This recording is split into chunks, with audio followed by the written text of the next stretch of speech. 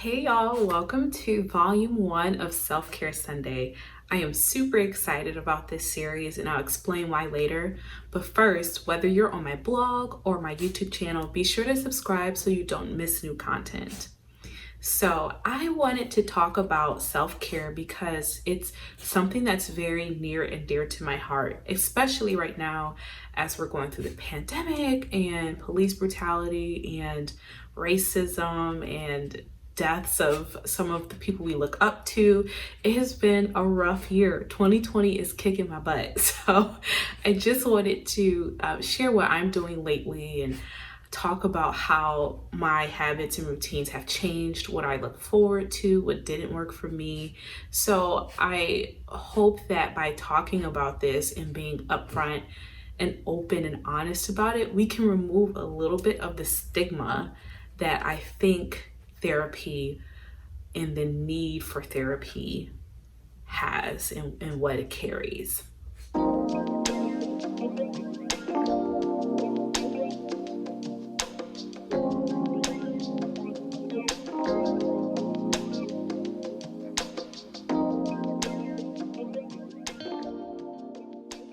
Okay, so I have my little handy dandy notes here. So I wanted to start off by talking about the meaning of self-care. So I looked it up. Self-care is the practice of taking action to preserve or improve one's own health. I like the definition because I think it is somewhat open-ended and leads to more conversation. So here's what I mean. So when you hear the word preserve and improve, I think it shows that self-care can be something to continue how you're feeling or to make how you're feeling better.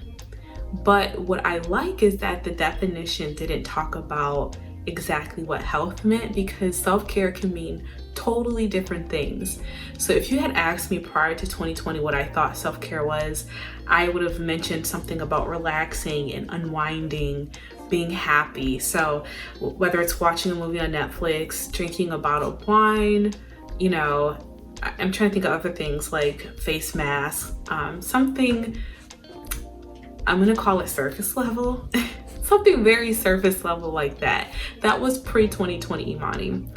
So now I think self-care is so much bigger than that because it's about preserving or improving your health. So your health can be physical, which I need help with. It can be mental, it can be emotional, financial. So all of these things encompass what self-care can be. And I think throughout our lives, sometimes different areas may need more attention than other areas, right? So right now I am doing much better with my mental and emotional health, but my physical and my financial health need help, right? I have student loan debt, so I need to make sure I take care of that sooner or later. And my physical health, I just want to be healthier in 2020. I'm heading towards the end of my 20s, so I just want to make sure that I'm paying attention to my physical, financial health, as well as the mental and emotional things as well. Gonna take a drink out of this beautiful mug. I really just wanted to show this mug off, clearly. I love it, isn't it so cute? I found it at TJ Maxx. Well, actually it's a store that's a hybrid. It's like two stores in one. It's Home Goods on one side and TJ Maxx on the other side, but it's connected. So I have no idea what side I got it from or what side constitute which. I think I got it from the Home Goods side. I think.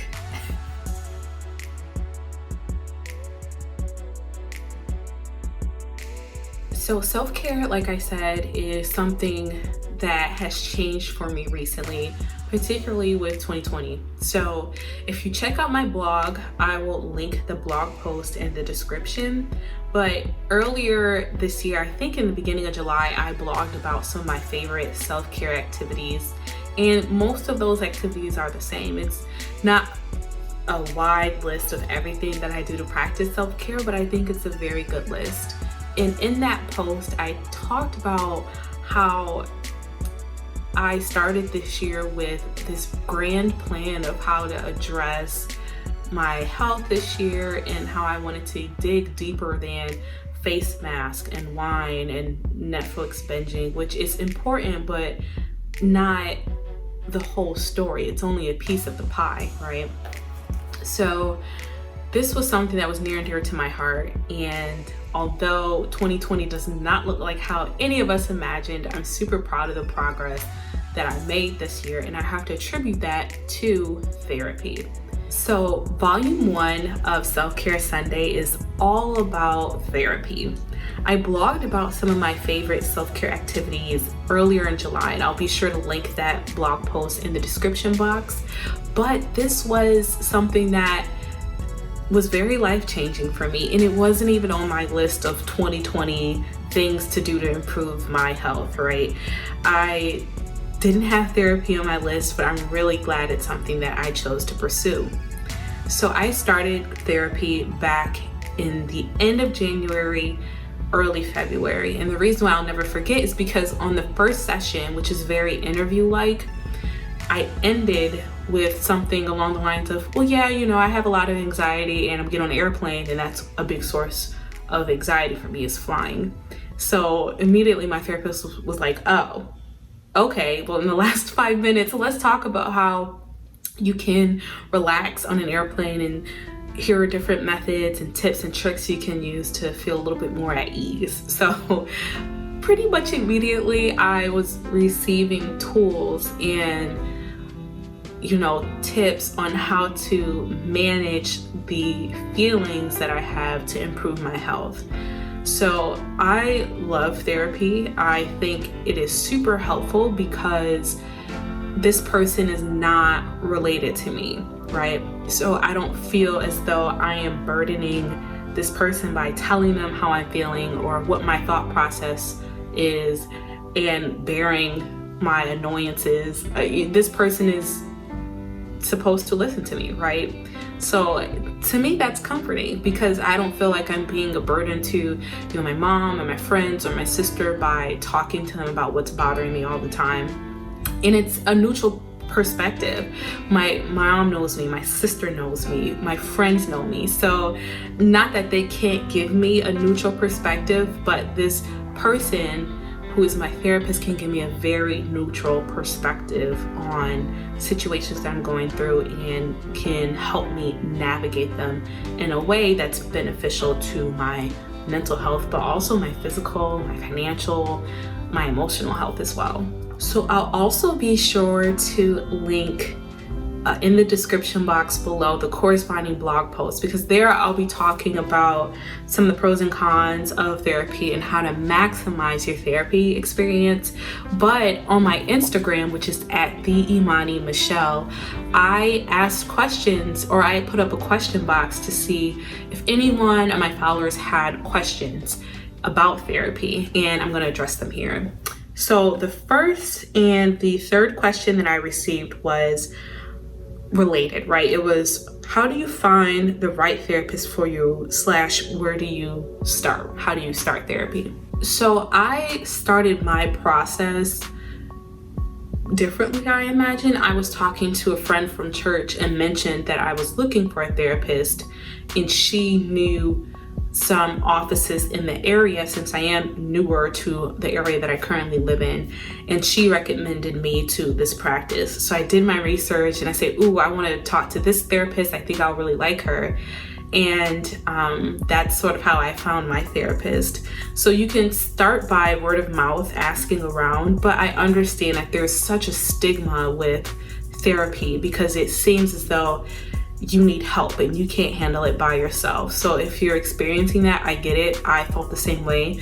I only mentioned something to this person from church who is a great friend because I really needed help in that moment. So it was to the point where it's like, nope, I need to get over this fear and I just need to ask. But if you're nervous to ask around or you don't want anyone to know, it's okay. There are other ways you can find therapists as well. So I would recommend, first, if you have health insurance, try going through your health insurance to see if anyone, or if there's like a list of covered therapy options, sessions, and things of that nature, because it can get really, really expensive. And I would hate to have you pay out of pocket and then not be able to afford it certain times. So if you have health insurance, I definitely recommend going through your healthcare provider to see if they have a list of therapists that are covered by your insurance. But if that's not a worry for you, or if you're not covered by insurance, then I would start with a Google search.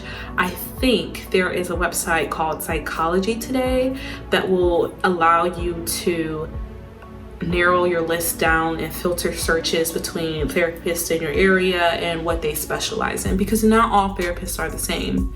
Some therapists focus and specialize in LGBT issues or sexual assault issues, depression, things of that nature, and then some are completely different and they only counsel families and couples or children. So be sure to do your research. It won't take too long, and then just get started. Make a list and get started at the top. So another question that I got from Instagram was whether or not I think therapy works for therapists or whether it's better for non-mental health professionals.